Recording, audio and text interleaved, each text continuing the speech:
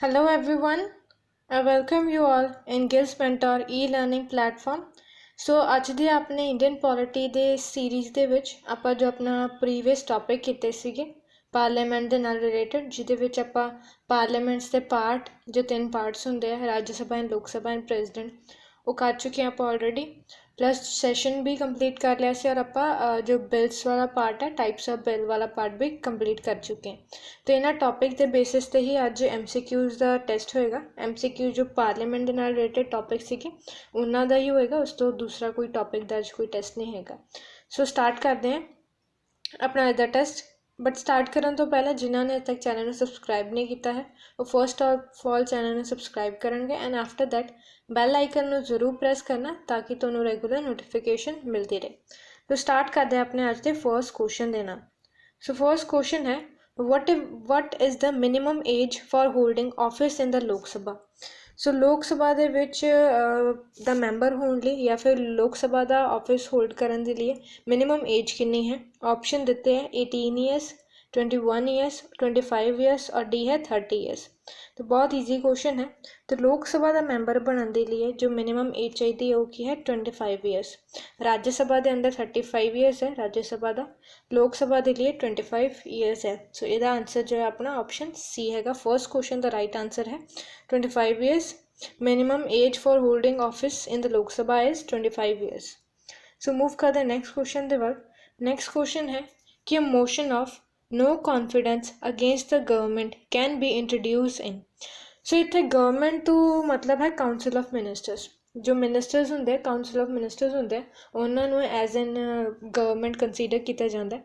तो क्वेश्चन है कि जो मोशन होंगे नॉन कॉन्फिडेंस का against government, council of ministers के अगेंस्ट जो नो कॉन्फिडेंस का मोशन प्रपोज किया जाता है या पास किया जाता है या इंट्रोड्यूस किया जाता तो कितने किया जा सकता है। A motion of no confidence against the government can be introduce in. Option A है राज्य सभा, बी है लोक सभा, सी ऑप्शन है बोथ ए एंड बी और डी है नाइदर ए नॉर बी। तो जल्दी कमेंट करके आंसर करो। सारा पार्ट आप कंप्लीटली कर चुके हैं तो जल्दी जल्दी आंसर आने चाहिए। So no confidence in motion होंगे अगेंस्ट द गवर्नमेंट, गवर्नमेंट तो मतलब है काउंसिल ऑफ मिनिस्टर, तो वो सिर्फ और सिर्फ इंट्रोड्यूस हो सकता है लोक सभा के अंदर। लोक सभा ही है जो नो कॉन्फिडेंस का मोशन पास करके काउंसिल ऑफ मिनिस्टर्स को हटा सकती है। और प्लस दूसरी साइड पर काउंसिल ऑफ मिनिस्टर या फिर गवर्नमेंट भी जो होंगी है वो प्रेजिडेंट को रिकमेंड करके लोक सभा को डिजोल्व करा सकते। तो यदा जो राइट आंसर है वो है लोक सभा, कि लोक सभा के अंदर ही नो कॉन्फिडेंस का जो मोशन होंगे वो इंट्रोड्यूस किया जा सकता है। तो सैकेंड क्वेश्चन का जो राइट आंसर है वो है अपना ऑप्शन बी। मूव करते हैं अपने थर्ड क्वेश्चन के बाद। थर्ड क्वेश्चन है how many sessions of the Lok Sabha take place in a year. तो इतने लोक सभा तो मैंशन है, वैसे पार्लीमेंट भी आ सकता है इतने या राज्य सभा लोक सभा दोनों ही आ सकता है। क्वेश्चन किसी भी टाइप के आ सकता है लेकिन आंसर ऑलमोस्ट सेम ही रहेगा। सो क्वेश्चन है कि सैशनस किन्ने हैं इंडियन पार्लीमेंट के विच आप कह सकते हैं या फिर लोक सभा के अंदर किन्ने सैशन होंगे एक साल के अंदर। ऑप्शन ए है 2 सैशन, ऑप्शन बी है 3, सी ऑप्शन है 4 सैशंस और डी ऑप्शन है 5 सैशंस। तो इंडियन पार्लियामेंट या फिर इंडियन लोक सभा के अंदर जो टोटल है 3 सैशंस होंगे। 3 सैशंस होंगे।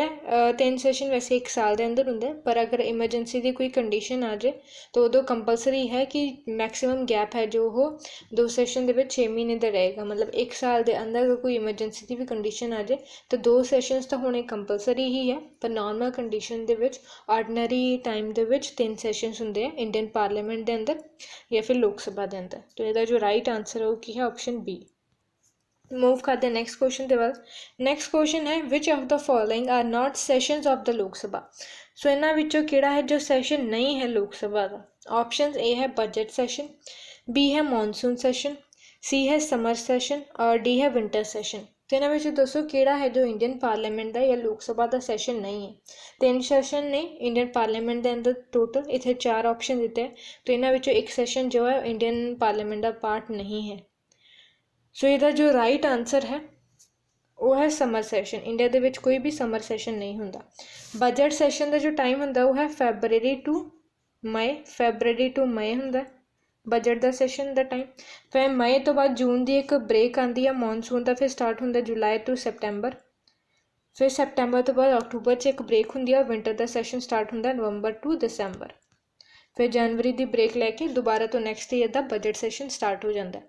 तो ये सैशनस भी एज इट इज़ याद रखना और ईयर्स भी याद रखना कि जनवरी की ब्रेक होंगी है, February to May budget session होंगे, फिर जून की break, July to September monsoon, October की break, November to December winter session अपना होंगे। तो मंथ्स भी याद रखना, कई बार क्वेश्चन मंथ के नाल रिलेटेड भी आ सकते हैं।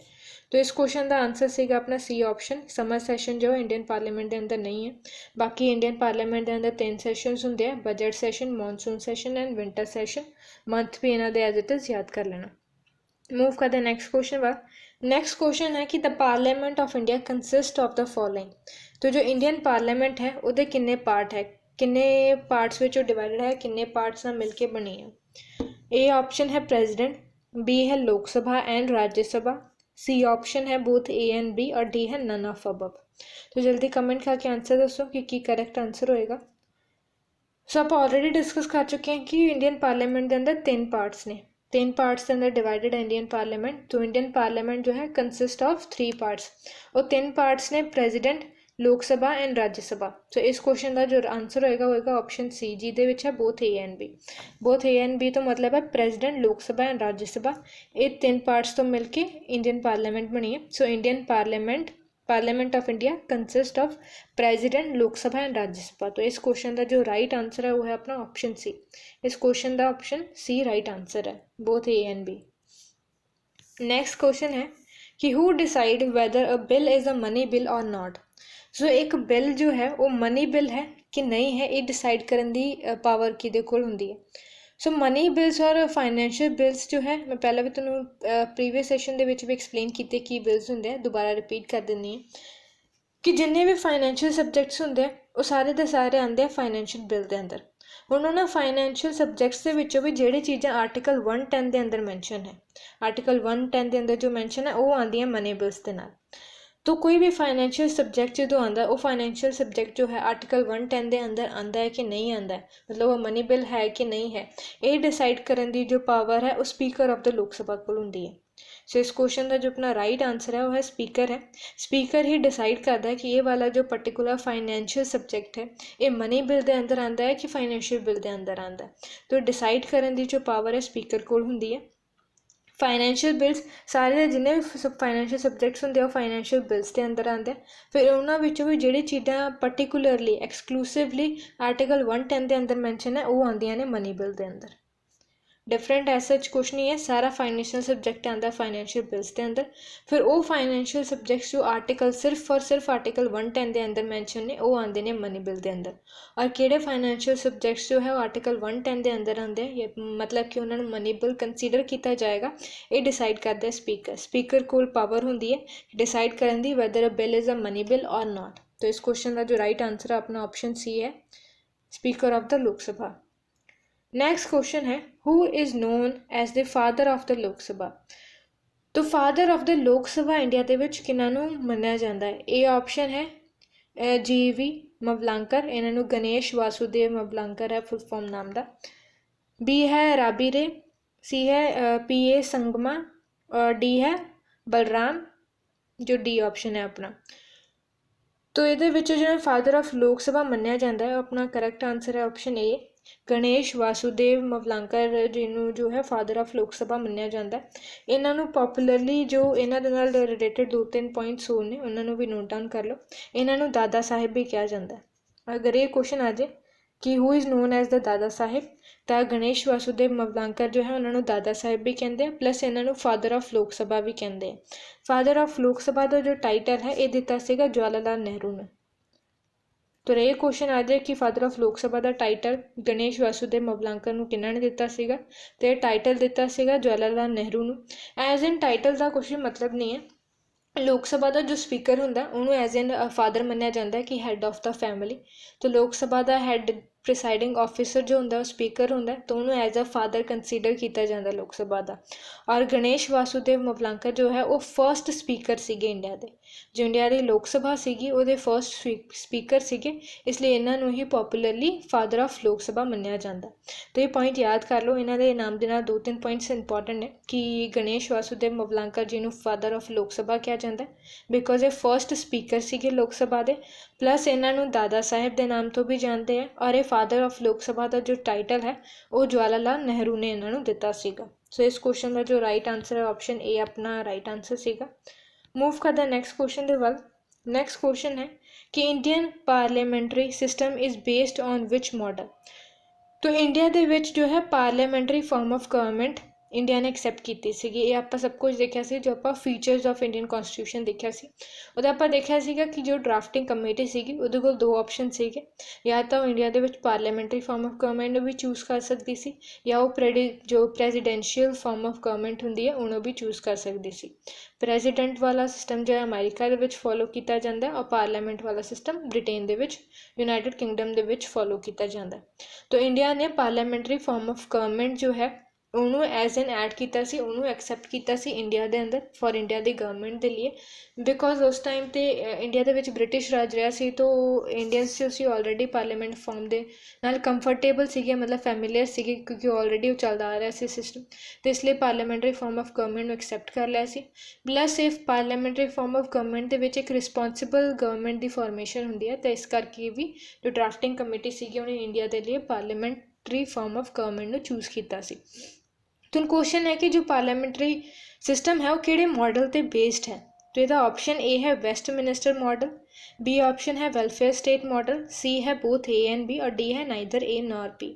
तो इसका जो राइट आंसर है वो है ऑप्शन ए वेस्टमिनिस्टर मॉडल। वेस्टमिनिस्टर मॉडल क्यों कहते हैं, क्योंकि इंडिया ने जो पार्लीमेंटरी फॉर्म ऑफ गवर्नमेंट है वो ब्रिटेन तो एक्सैप्ट किया है, मतलब ब्रिटेन का ही सिस्टम को अडॉप्ट किया है।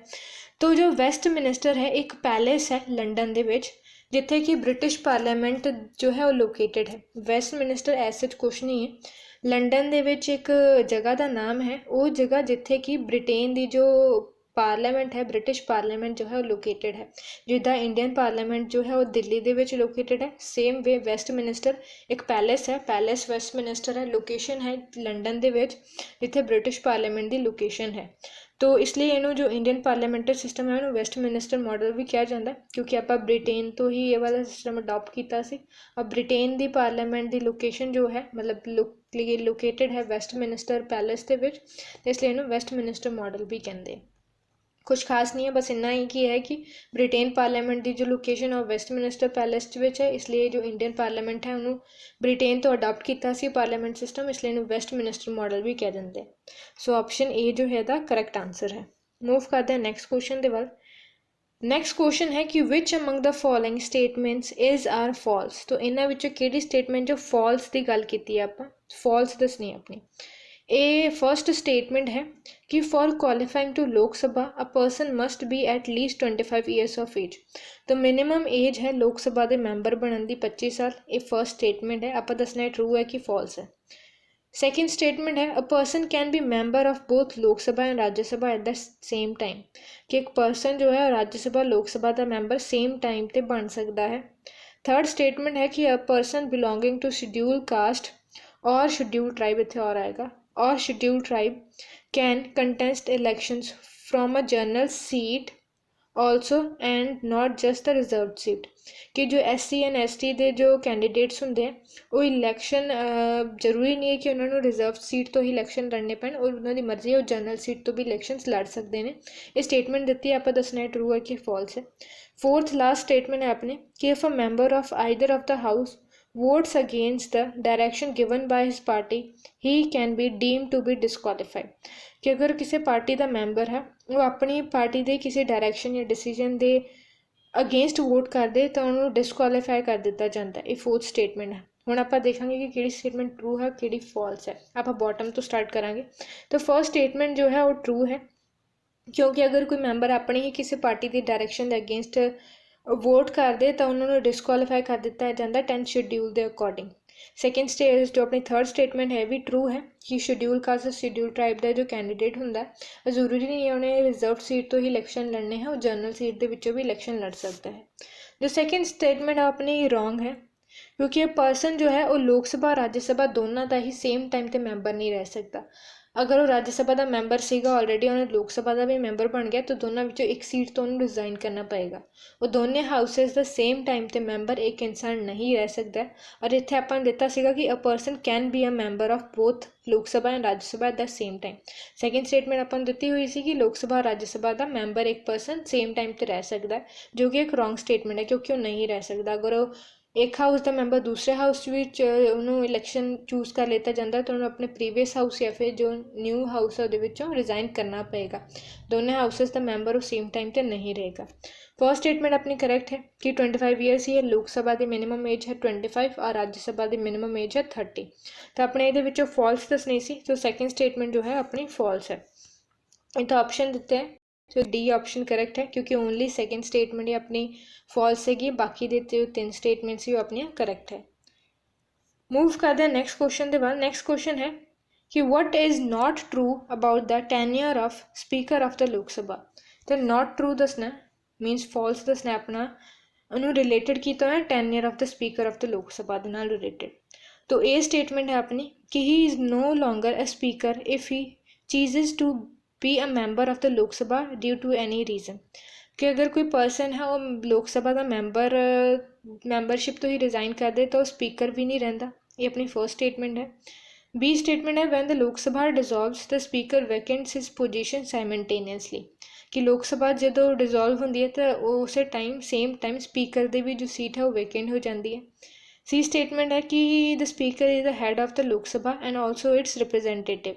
कि स्पीकर लोक सभा का हैड होंगे प्लस उसका रिप्रेजेंटेटिव भी है। डी स्टेटमेंट है when there is a deadlock in vote the speaker can cast this casting vote to break the deadlock.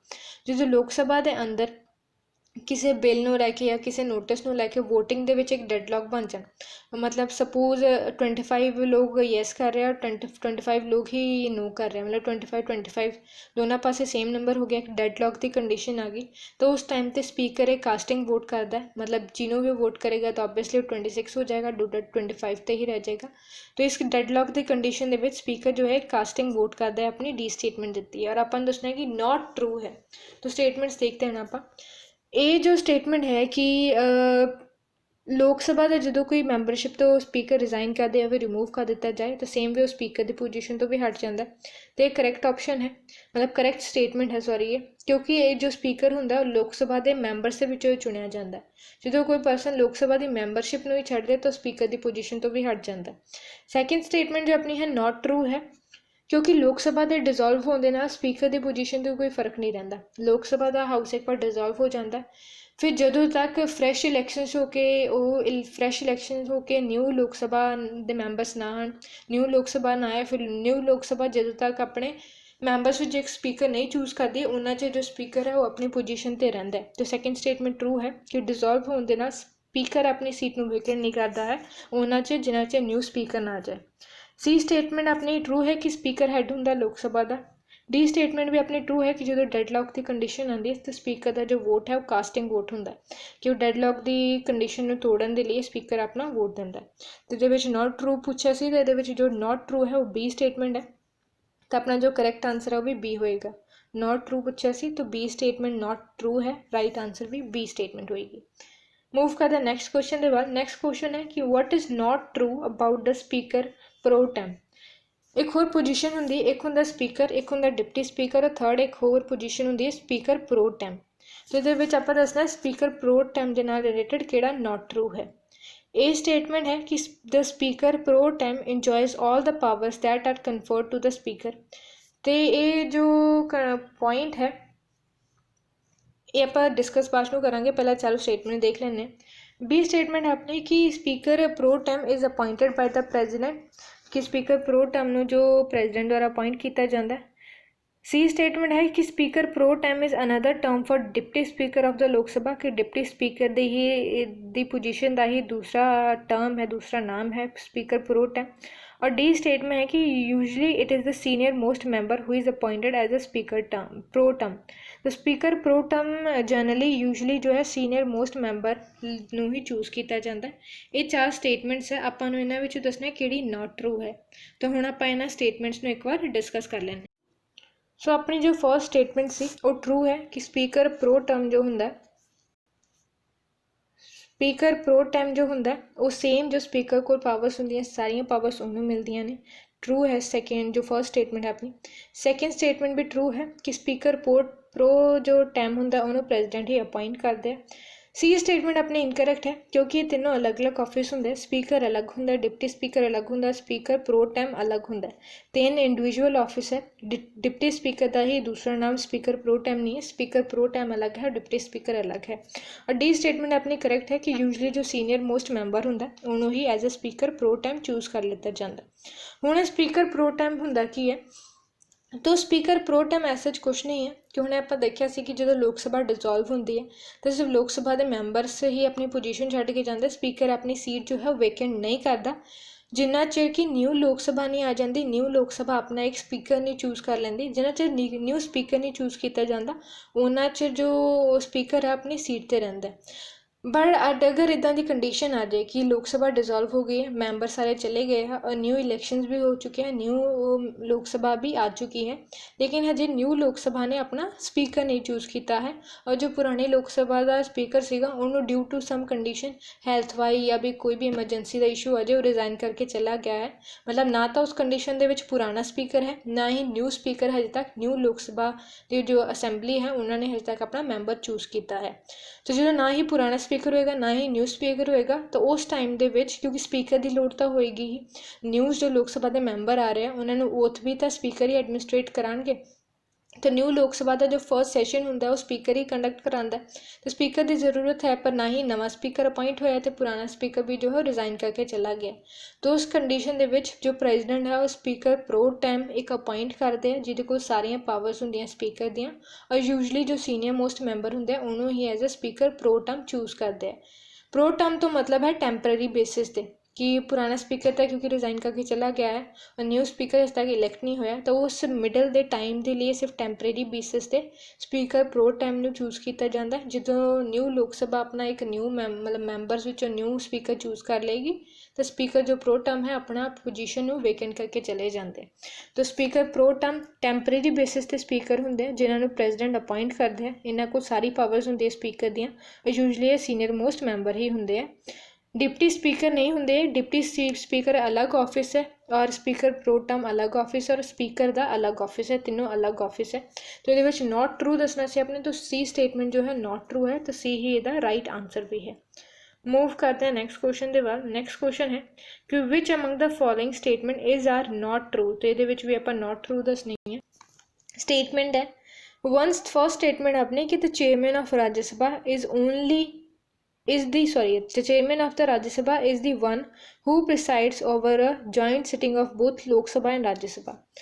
तो आप दसनी है ट्रू है स्टेटमेंट की नॉट ट्रू है। तो ये स्टेटमेंट जो है नॉट ट्रू है क्योंकि चेयरमैन नहीं होंगे, स्पीकर होंगे जो जॉइंट सिटिंग के ऊपर प्रिसाइड करता है, तो चेयरमैन ऑफ द राज्य सभा नहीं प्रिसाइड करता है। फर्स्ट स्टेटमेंट नॉट ट्रू है। सेकेंड स्टेटमेंट है कि द चेयरमैन ऑफ राज्य सभा and the speaker of Lok Sabha both have the authority to decide whether a bill is a money bill or not.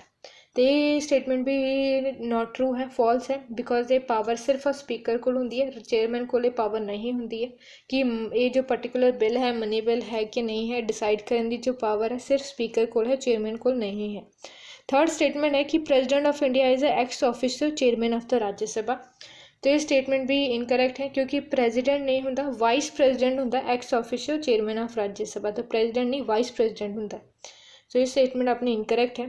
Fourth statement है अपनी कि the chairman of Rajya Sabha is also considered to be the member of Rajya Sabha in the same way that the speaker of Lok Sabha is the member of the Lok Sabha also. तो ये statement incorrect है क्योंकि जो आप chairman और डिप्टी चेयरमैन वाला कॉन्सैप्ट डिस्कस किया लोक सभा और राज्य सभा जो आप डिस्कस किया तो मैं तुहानूं दस्सिया सी कि जो स्पीकर है वो तो लोक सभा के मैंबरस के विचों ही चूज होकर इलैक्ट होंदा है, लेकिन जो चेयरमैन होंदा है वो वाइस प्रेजिडेंट जो होंदा है इंडिया का वही एक्स ऑफिसो चेयरमैन होंदा है अलग। तो जो वाइस प्रेजिडेंट होंदा है उसकी क्वालिफिकेशन की है, एक परसन नूं एज अ वाइस प्रेजिडेंट कदों चूज किया जाता है, उदों चूज किया जाता है जो कोल राज्य सभा का मैंबर बनने की क्वालिटीज़ होन, क्वालीफाइड होए और राज्य सभा का मैंबर होने के लिए। राज्य सभा का मैंबर ही होना चाहिए ये जरूरी नहीं है, बट वो क्वालीफाइड होना चाहिए राज्य सभा का मैंबर बनने के लिए। तो ये लिखा कि अपन कि chairman of the Rajya Sabha is also consider to be the member of the Rajya Sabha, कि जो चेयरमैन होंगे राज्य सभा का वो भी राज्य सभा का मैंबर ही कंसीडर किया जाता है। स्टेटमेंट गलत है क्योंकि जो चेयरमैन होंगे वो वाइस प्रेजिडेंट होंगे और वो राज्य सभा का मैंबर नहीं होंगे। मैंबर होने के लिए वो क्वालीफाइड होना चाहिए, क्वालीफाइड होना अलग गल है और मैंबर होना प्रेजेंट वो अलग गल है। तो क्वालीफाइड होना चाहिए राज्य सभा का मैंबर बनने के लिए, लेकिन वो मैंबर नहीं होंगे राज्य सभा का। चेयरमैन नूं राज्य सभा का मैंबर कंसीडर नहीं किया जाता क्योंकि चेयरमैन है जो वाइस प्रेजिडेंट होंगे और वाइस प्रेजिडेंट का ऑफिस अलग है। तो अपनी इस चारों स्टेटमेंट ही गलत है। अपन क्वेश्चन भी किसी कि नॉट ट्रू है तो which all the above answer आएगा। अपनी चारों स्टेटमेंट ही है इनकरैक्ट है। ये एक बार दोबारा मैं तुम्हें एक्सप्लेन कर देनी है कि पहला जॉइंट सिटिंग की गल सी, तो जॉइंट सिटिंग के स्पीकर लोक सभा का स्पीकर ही प्रिसाइड करता है, चेयरमैन का कोई रोल नहीं होंदा। सैकेंड स्टेटमेंट भी रॉन्ग सी क्योंकि जो मनी बिल डिसाइड करने की अथॉरिटी है ये सिर्फ स्पीकर को है, चेयरमैन को नहीं है। थर्ड स्टेटमेंट सी कि प्रेजिडेंट होंगे x officio chairman of Rajya सभा, तो इनकरैक्ट है क्योंकि वाइस प्रेजिडेंट होंगे x officio chairman of the Rajya सभा। फोर्थ स्टेटमेंट भी इनकरैक्ट है क्योंकि चेयरमैन होंगे जो राज्य सभा का वो राज्य सभा का मैंबर कंसीडर नहीं किया जाता। चेयरमैन एक वाइस प्रेजिडेंट होंगे और वाइस प्रेजिडेंट राज्य सभा का मैंबर नहीं होंगे। मैंबर होंगे वो क्वालिफिकेशन होनी चाहिए, क्वालीफाइड होना चाहिए, लेकिन मैंबर नहीं होंगे, वो कंसीडर नहीं किया जाता। तो ये चारों स्टेटमेंट ही अपने इनकरैक्ट है। तो द राइट आंसर और डी आएगा क्योंकि इन नॉट ट्रू पूछा गया सी, चारों स्टेटमेंट नॉट ट्रू है तो all the above right answer होएगा। नेक्स्ट क्वेश्चन है कि what is the meaning of the word quorum. Quorum का मतलब की है, वर्ड का मीनिंग पूछ रहा है। ए स्टेटमेंट है minimum numbers of members required to be present in the house before it can transact any type of business. तो एक बिजनेस स्टार्ट करने तो पहला किसी भी हाउस के विच मिनिमम नंबर्स ऑफ मैंबर्स किन्ने होने चाहिए, इहदा ही ये मतलब है कोरम का, ये स्टेटमेंट है। बी है maximum numbers of members allowed in a given session, एक गिवन सैशन के अंदर किन्ने मैक्सिमम मैंबर्स हो सकते हैं, कि ये मतलब है कोरम का। सी है कि the discipline of maintaining the decorum in the house, तो डिसिप्लिन मेंटेन करना हाउस के विच इनू कोरम कहते हैं। तो डी है quorum means approval of the majority members present during the sitting, तो एक सिटिंग के विच मेजोरिटी के मैंबर्स द्वारा किसी चीज़ को अप्रूव करने कोरम कहते हैं। तो कोरम का मीनिंग जो है वो अपने ये है करैक्ट है ए स्टेटमेंट। मिनिमम नंबर्स एक सैशन के बिजनेस को स्टार्ट करने के लिए एक पर्टिकुलर हाउस के विच किन्ने मिनिमम मैंबर्स होने चाहिए उन्होंने कोरम कहते, और मिनिमम मैंबर्स किन्ने होंगे 1/10, तो 1/10 कंसीडर किया जाता है। अगर राज्य सभा के अंदर कोई बिजनेस स्टार्ट करना है तो राज्य सभा के टोटल मैंबर्स का 1/10 होना चाहिए। लोक सभा के अंदर कोई बिजनेस स्टार्ट करना है तो उसके लिए मिनिमम स्ट्रेंथ होनी चाहिए जो कि 1/10 है। तो मिनिमम नंबर्स किसी भी बिजनेस स्टार्ट करने तो पहला किसी हाउस के विच किन्ने मिनिमम मैंबर्स प्रेजेंट होने चाहिए उन्होंने ही कोरम कहते हैं। तो अपनी ये स्टेटमेंट जो है ये करैक्ट है। बाकी जो 3 स्टेटमेंट्स है वो इसकी डेफिनेशन नहीं दिंदियां ने। डिसिप्लिन के नाल जो रिलेटेड होंगी है वो विप होंगी है, जो ऑफिस ऑफ विप है वह काम होंगे कि अपनी पार्टीज़ के मैंबर्स का जो डिसिप्लिन है उन्होंने मॉनीटर करे, अटेंडेंस ले उन्होंने प्रॉपर, और अगर वो इनडिसिप्लिन क्रिएट कर रहा है तो डिसिप्लिनरी एक्शन उन्होंने अगेंस्ट ले। तो डिसिप्लिन मेनटेन करने का प्लस अटेंडेंस लेने का जो काम है वो विप ऑफिस ऑफ विप को होंगे। कोरम का मतलब है मिनिमम नंबर्स, किसी भी हाउस के बिजनेस को स्टार्ट करने के लिए मिनिमम नंबर्स किन्ने रिक्वायर्ड है वो तो मतलब होंगे कोरम का। हुण अपनी नैक्सट क्वेश्चन के वाल आने। नैक्सट क्वेश्चन है कि which among the following statement is are true, तो इन्होंने कि स्टेटमेंट जो है ट्रू है। तो ये स्टेटमेंट है कि minister belonging to Lok Sabha can take part in proceedings in Rajya Sabha, कि जो मिनिस्टर है चाहे वो अगर कोई मिनिस्टर लोक सभा का मैंबर है ताकि वो राज्यसभा की प्रोसीडिंग पार्टिसिपेट कर सकता है, ये स्टेटमेंट है। आप ट्रू और फॉल्स दसना है। सैकेंड स्टेटमेंट है कि minister belonging to Rajya Sabha can take part in proceeding in Lok Sabha, कि राज्यसभा तो बिलोंग करता होया कोई मिनिस्टर जो राज्यसभा का मैंबर है कि वो लोक सभा की प्रोसीडिंग के अंदर पार्ट लै सकता है। थर्ड स्टेटमेंट है कि a minister belonging to Lok Sabha can take part in voting process in Rajya Sabha, कि कोई मिनिस्टर जो लोक सभा ਨੂੰ ਬਿਲੋਂਗ ਕਰਦਾ ਹੈ ਕਿ ਉਹ ਵੋਟਿੰਗ ਪ੍ਰੋਸੀਡਿੰਗ ਦੀ ਨਹੀਂ ਗੱਲ ਹੋ ਰਹੀ, ਵੋਟਿੰਗ ਦੇ ਪ੍ਰੋਸੈਸ ਦੇ ਵਿੱਚ ਰਾਜ ਸਭਾ ਦੇ ਵਿੱਚ ਪਾਰਟਿਸਿਪੇਟ ਕਰ ਸਕਦਾ ਹੈ। फोर्थ स्टेटमेंट है कि minister belonging to Rajya Sabha can take part in voting process in Lok Sabha, तो राज्यसभा तो द मैंबर जो मिनिस्टर है और लोक सभा के अंदर वोटिंग के अंदर पार्टिसिपेट कर सकता है। फोर्थ स्टेटमेंट है, आप इन्हों के विचों ट्रू दसनी है। तो अपनी जो ए स्टेटमेंट है वो ट्रू है। अगर आप मिनिस्टर्स की गल करिए, जो काउंसिल ऑफ मिनिस्टर्स होंगे, कैबिनेट मिनिस्टर्स होंगे, और लोक सभा एंड राज्य सभा दोनों तो ही चूज होकर आंदा है। मिनिस्टर लोक सभा तो भी बिलोंग कर सकता है, मिनिस्टर राज्य सभा तो भी बिलोंग कर सकता है। मिनिस्टर होने का प्लस पॉइंट यही है कि चाहे वो मिनिस्टर लोक सभा तो है तो वो राज्य सभा की ही ਦੇ ਬਿਜ਼ਨਸ ਦੇ ਵਿੱਚ ਜੋ ਪ੍ਰੋਸੀਡਿੰਗ ਹੈ ਉਹਦੇ ਵਿੱਚ ਬੈਠ ਸਕਦਾ ਹੈ, मतलब पार्टिसिपेट कर सकता है। वोटिंग की गल नहीं हुई है, बैठ के सिर्फ सुन सकता है। तो ये स्टेटमेंट करेक्ट है कि लोक सभा तो बिलोंग करता हुआ जो मिनिस्टर है और राज्य सभा की प्रोसीडिंग के अंदर बैठ सकता है कि सुन सकता है। बी स्टेटमेंट अपनी सैकेंड स्टेटमेंट वो भी करैक्ट है कि राज्य सभा तो बिलोंग करता है मिनिस्टर लोक सभा की प्रोसीडिंग जो प्रोसीडिंग होंगी उसके अंदर पार्टिसिपेट कर सकता है। जो थर्ड और फोर्थ स्टेटमेंट है ये अपनी इनकरैक्ट है, नॉट ट्रू है, क्योंकि जो मिनिस्टर्स होंगे हैं, अगर फॉर एग्जांपल कोई लोक सभा का मैंबर है और वो काउंसिल ऑफ मिनिस्टर्स भी है, तो राज्य सभा की जो भी प्रोसीडिंग हो रही है वो बैठ सकता है, जाके चुपचाप सुन सकता है, लेकिन उत्थे वोट नहीं कर सकता। वोटिंग का राइट सिर्फ और सिर्फ उस हाउस के मैंबर्स को होंदा है। मिनिस्टर्स है प्लस पॉइंट है क्योंकि वो किसी भी हाउस के जाके उन्होंने प्रोसीडिंग के बैठ सकते हैं, सुन सकते हैं, प्रोसीडिंग के पार्टिसिपेट कर सकते हैं, लेकिन वोट नहीं कर सकते। वोटिंग का राइट सिर्फ और सिर्फ उस हाउस के पर्टिकुलर मैंबर्स को ही होंदा है। तो फर्स्ट सैकेंड स्टेटमेंट जो अपनी है ट्रू है, ये आप ट्रू स्टेटमेंट ही दसनी सी। तो फर्स्ट सैकेंड ट्रू है और फर्स्ट सैकेंड ऑप्शन है ऑप्शन बी। थर्ड और फोर्थ जो स्टेटमेंट है अपनी इनकरेक्ट है, तो बी ऑप्शन ये राइट है क्योंकि only first and second statement जो है वो ट्रू है। मूव करते हैं नेक्स्ट क्वेश्चन के बाद। नेक्स्ट क्वेश्चन है कि a money bill passed by the Lok Sabha is deemed to have been passed by the Rajya Sabha also when no action is taken by the upper house with them. तो upper house या upper house राज्य सभा जिन्होंने आप कहने हैं, तो राज्य सभा एक मनी बिल जो कि सिर्फ और सिर्फ लोक सभा के इंट्रोड्यूस होंदा है और जिन्होंने सिर्फ और सिर्फ मिनिस्टर ही इंट्रोड्यूस कर सकते हैं, और राज्य सभा ना तो जो है वो डिक्लाइन मतलब डिनाई कर सकती है, ना तो रिजेक्ट कर सकती है, ना ही वो अमेंडमेंट कर सकती है, सिर्फ रिकमेंडेशन दे सकती है और रिकमेंडेशन भी लोक सभा एक्सैप्ट करे या ना करे, लोक सभा की मर्जी होंगी है।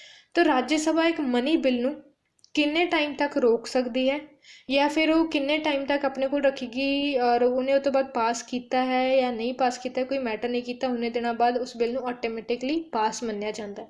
तो किन्ने डेज का प्रोविजन है, तो ए ऑप्शन है 10 डेज, बी है 14 डेज, सी है 20 डेज और डी है 30 डेज। तो इधर जो राइट आंसर है वो है अपना ऑप्शन बी। राज्य सभा एक मनी बिल 14 डेज तक ही होल्ड कर सकती है। 14 डेज तो बाद उस बिल ऑटोमैटिकली पास मन्निया जाता है, चाहे राज्य सभा पास करे या ना करे, कुछ मैटर नहीं करता। राज्य सभा सिर्फ एक मनी बिल की गल हो रही है, बाकी बिल्स के प्रोविजन जो है अलग है। सो मनी बिल नूं सिर्फ और सिर्फ राज्य सभा 14 दिनों तक होल्ड करके रख सकती है, 14 दिनों तो बाद वो बिल नूं ऑटोमैटिकली पास मन्निया जाता है। तो इस क्वेश्चन का जो राइट आंसर है वो है B, 14 days is the right answer. Move करते हैं नेक्स्ट क्वेश्चन के बाद। नेक्स्ट क्वेश्चन है कि which of the following bills can not be introduce first in the Rajya सभा। तो इन्होंने विचों किहड़ा बिल है जो राज्य सभा के अंदर इंट्रोड्यूस नहीं हो सकता, मतलब उन्होंने सिर्फ और सिर्फ लोक सभा के ही इंट्रोड्यूस किया जा सकता है। तो ए ऑप्शन है bill bringing a state under the president rule, B है मनी बिल, सी है bill pertaining to the removal of the president by impeachment, D है bill proclaiming all the state of emergency arising out of war external aggression. तो हुण ये आपां नूं पता किद्दां लग सकदा कि कोई बिल ऑर्डनरी बिल है, मनी बिल है या फाइनैंशियल बिल है या कॉन्स्टिट्यूशनल अमेंडमेंट बिल है। तो कोई भी चीज़ां जो फाइनैंशियल सबजैक्ट्स नाल रिलेटेड है वो आंदियां ने फाइनैंशियल बिल्स के अंदर, उहदे विच भी जो पर्टिकुलर चीज़ां आर्टिकल 110 दे विच आंदियां ने वो आंदियां मनी बिल के अंदर, और कोई भी चीज़ जो कॉन्स्टिट्यूशन की अमेंडमेंट की गल कर रही है वो आती कॉन्स्टिट्यूशन अमेंडमेंट के बिल दे विच। फिर उस तो बाद फाइनैंशियल सबजैक्ट में चल के मतलब पैसों की गल छड्ड के प्लस अमेंडमेंट की गल छड्ड के बाकी जो भी बिल्स है ऑर्डनरी बिल्स के अंदर आते। तो अपना फर्स्ट जो बिल है वो स्टेट नू प्रेजिडेंट रूल लाने की गल कर रहा है ये वाला बिल। तो ये बिल जो है ऑर्डनरी बिल की कंडीशन जाएगा, ना तो कॉन्स्टिट्यूशन अमेंड कर रहा ना ही इतने कोई पैसों की गल हो रही है। बी बिल तो मनी बिल डायरैक्टली दिता। सी दे विच भी इंपीचमेंट की गल हो रही है प्रेजिडेंट की, मतलब ना किसी पैसे की गल हो रही है, फाइनैंशियल गल नहीं हो रही है, ना ही कॉन्स्टिट्यूशन अमेंडमेंट की गल हो रही है। तो ऑर्डनरी बिल इनू कंसीडर किया जाएगा। डी स्टेट है कि स्टेट दे विच इमरजेंसी लाने की गल हो रही है, मतलब इमरजेंसी की गल हो रही है। तो इमरजेंसी ना तो कोई पैसों की गल हो रही है, फाइनैंशियल सबजैक्ट है, ना ही कॉन्स्टिट्यूशन में कुछ अमेंड कर रहा है। तो बाकी जो अपने ए सी और डी है ऑर्डनरी बिल की कैटेगरी च आएंगे और बी दे मनी बिल तो डायरैक्टली दिता होया। तो आप देखा हो ऑलरेडी कि ऑर्डनरी बिल्स नू राज्य सभा के अंदर भी इंट्रोड्यूस किया जा सकता है, लेकिन जो फाइनैंशियल सबजैक्ट्स वाले बिल होंगे फाइनैंशियल बिल्स या मनी बिल्स होंगे वो सिर्फ और सिर्फ लोक सभा के अंदर इंट्रोड्यूस होंगे। तो इस क्वेश्चन का जो राइट आंसर है वो है मनी बिल। बी ऑप्शन अपना राइट आंसर है। मनी बिल्स नू सिर्फ और सिर्फ लोक सभा के अंदर इंट्रोड्यूस किया जा सकता है और money bills can not be introduce first in the Rajya सभा के अंदर इन्होंने इंट्रोड्यूस नहीं किया जा सकता फर्स्ट। मूव करते हैं नेक्स्ट क्वेश्चन के बाद। नेक्स्ट क्वेश्चन है कि which one is not true regarding the bill in the parliament. तो पार्लीमेंट के विच बिल के नाल रिगार्डिंग इन्होंने विचों नॉट ट्रू दसना अपना। ए स्टेटमेंट है कि the legislative process begins with the introduction of bill in either house of parliament that is Lok Sabha और Rajya Sabha exception money bill. तो मनी बिल और फाइनैंशियल बिल्स नू छड्ड के बाकी जो बिल होंगे उन्होंने लोक सभा और राज्य सभा के अंदर भी इंट्रोड्यूस आप कर सकते हैं। तो ये स्टेटमेंट ट्रू है कि फॉल्स है? ये स्टेटमेंट ट्रू है क्योंकि जो ऑर्डनरी बिल और कॉन्स्टिट्यूशन अमेंडमेंट बिल है वो राज्यसभा के अंदर भी इंट्रोड्यूस किए जा सकते हैं। बी है bill can be introduce either bye minister और बाय अ प्राइवेट मैंबर। तो इस स्टेटमेंट में आप ट्रू कंसीडर करांगे क्योंकि इतने स्पैसीफिकली बिल नहीं मैंशन किया है कि किहड़े बिल की गल हो रही है। तो इतने सिर्फ एक बिल लिखा तो बिल जो है वो मिनिस्टर भी इंट्रोड्यूस कर सकते हैं और प्राइवेट मैंबर भी इंट्रोड्यूस कर सकते हैं। बट अगर इतने स्पैशली मैंशन किया होंगे मनी बिल फाइनैंशियल बिल तो आप कहते कि हाँ सिर्फ मिनिस्टर ही इंट्रोड्यूस कर सकते हैं। तो इतने स्पैशल किसी बिल का मैंशन नहीं है, पर्टिकुलर बिल नहीं मैंशन किया होया, एक नॉर्मल स्टेटमेंट दी है। नॉर्मल स्टेटमेंट आप ट्रू कंसीडर करांगे। सी स्टेटमेंट है कि in case of deadlock between the two houses speaker of the Lok सभा calls the joint session of the parliament. कि डेडलॉक की कंडीशन दे विच अगर किसी बिल दे विच लोक सभा एंड राज्य सभा दे विच डेडलॉक आ जाए तो उस कंडीशन दे विच स्पीकर ही नोटिस दिंदा या इनवाइट करता या फिर कॉल करता है जॉइंट सिटिंग के लिए। तो ये स्टेटमेंट अपनी इनकरेक्ट है क्योंकि स्पीकर नहीं कॉल करता, प्रेजिडेंट इनवाइट करता है जॉइंट सिटिंग के लिए, प्रेजिडेंट ही समन करता है। मतलब अब दूसरे वर्ड्स की गल करिए तो इन्हों आप कॉलिंग भी कह सकते हैं, इनवाइटिंग भी कह सकते हैं और समन भी कह सकते हैं। तो प्रेजिडेंट को जो पता लगता है कि किसी बिल में रह के डेडलॉक की कंडीशन आ गई है, सारे बिल्स की कंडीशन लिए नहीं होंगे, कुछ बिल की कंडीशन के लिए होंगे। आप ऑलरेडी डिस्कस कर चुके हैं कि जॉइंट सिटिंग किहड़े बिल्स के विच होंदी है। तुसीं मैनूं कमेंट करके दसना है कि किहड़े बिल्स के विच जॉइंट सिटिंग जो है वो की जा सकती है और किहड़े बिल्स है जिन्हां दे विच जॉइंट सिटिंग पॉसिबल नहीं होंदी है। तुसीं मैनूं कमेंट करके दसना है। तो जो कॉल है इनविटेशन है जॉइंट सिटिंग का, सम्मन है मतलब कि जॉइंट सिटिंग हाँ जॉइंट सिटिंग रखी जाए, ये जो वर्ड है ये प्रेजिडेंट यूज़ करते, स्पीकर को पावर नहीं होंगी कॉल करने की या इनवाइट करने की जॉइंट सिटिंग में। डी स्टेटमेंट है कि joint session of to houses is presided over by the speaker of the Lok Sabha. तो ये स्टेटमेंट करेक्ट है कि प्रिसाइडेड ओवर जो है प्रिसाइड जॉइंट सिटिंग को स्पीकर करता है, लेकिन स्पीकर है जो है वो इनवाइट नहीं कर सकते जॉइंट सिटिंग के लिए। ऑर्डर आप कह सकते हैं फिर नोटिस इशू प्रेजिडेंट कर दे कि नोटिस इशू प्रेजिडेंट कर दे कि हाँ इस बिल के लिए जॉइंट सिटिंग रखी जाए, लेकिन उस बिल के अंदर प्रिसाइड कर दे मतलब तो टॉप पे बहते स्पीकर है। तो ये दो वर्ड्स के अंदर डिफरेंस है।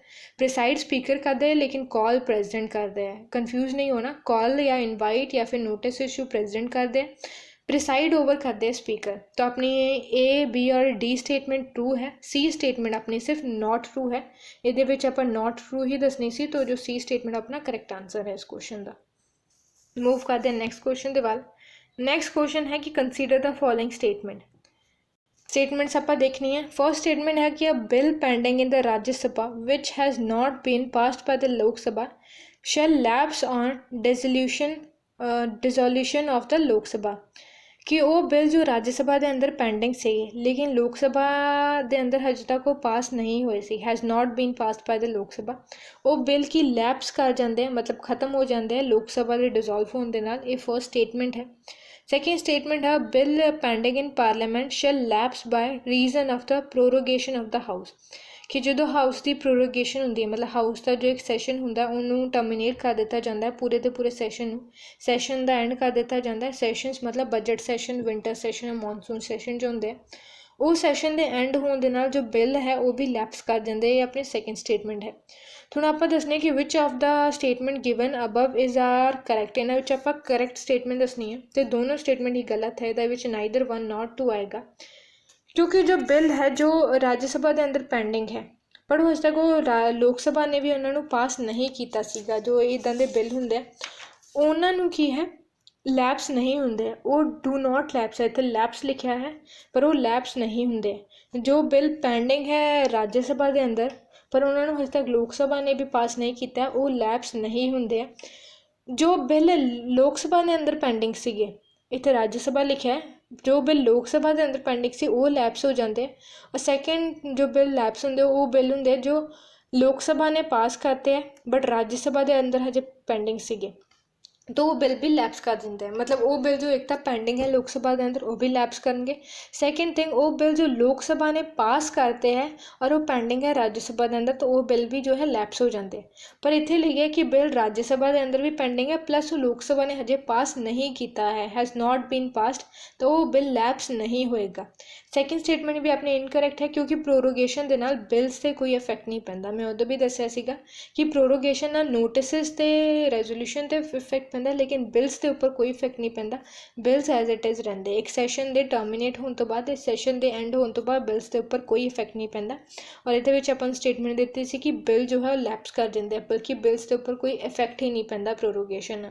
तो ये दोनों स्टेटमेंट है इनकरैक्ट है। ये करैक्ट आप दसने से दोनों इनकरैक्ट है, तो नाइदर वन नॉट टू ये आंसर आएगा। जो बिल्स वाला है मैं फिर तो टाइपिंग करना भुल गई ये कि किहड़े बिल्स लैप्स होंगे किहड़े नहीं होंगे। तो 6 टाइप्स होंगे टोटल कंडीशन, मतलब 6 कंडीशनस होंदियां, किहड़ी कंडीशन होंदी, किहड़े बिल्स लैप्स होंगे किहड़े बिल नहीं लैप्स होंगे। मैं टाइप करना अज फिर भुल गई। नैक्सट सैशन के विच मैं तुहानूं वो प्रॉपर स्टेटमेंट दिखा के एक्सप्लेन कर दूँगी नैक्सट सैशन के विच। सो अज दे लिए बस इन्ना ही।